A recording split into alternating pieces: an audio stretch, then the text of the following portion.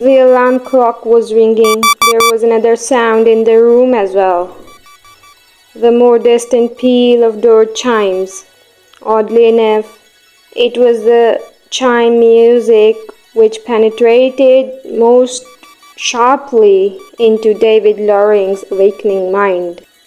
Each fragment was tinkling, and the tinkling ran the gamut of the musical scale, rising, falling, almost dirge-like at times.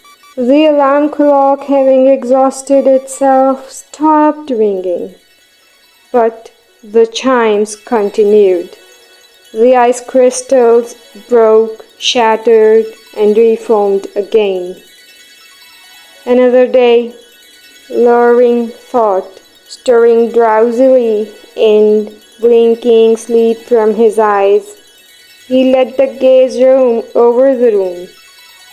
The floor was thick with dust, and the record player on its handsome walnut stand, the ornamental aqueduct on the mantel, and the uneven bricks on the built-in fireplace all needed dusting badly.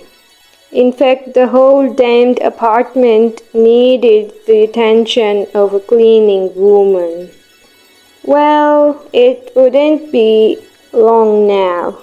The mere fact that he could afford a cleaning woman and no longer had to worry about the expense was reason enough to putting it off. The place could be made spick and span at a moment's notice, and he profoundly disliked having his precious knickknacks roughly handled by a stranger. It would be all right for Janice to take over. Wonderful, in fact. Just bide your time, boy, and before you know it, your bachelor's day will be over. In 2 or 3 weeks, you will have a wife, and you can sport her now. $200 for just one 10 by 12 picture. And the next one you paint will be better than any of the earlier ones.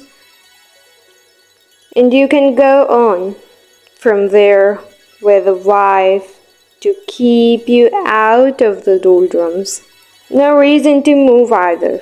Janice likes Greenwich Village, and the apartment is spacious enough for 2, and cheap since you high-pressured the landlord and got the rent whittled down to a song. He was mixing his metaphors, but it didn't seem important to him at the moment. Only the future seemed important. It was brighter with promise than he could have imagined when he'd sat holding hands with her on a bench in Washington Square on the evening before he'd sold the painting. He was a little startled when the chime stopped abruptly, as if a hand reached out and gripped the press button mechanism from the door. The sudden loud knocking startled him even more.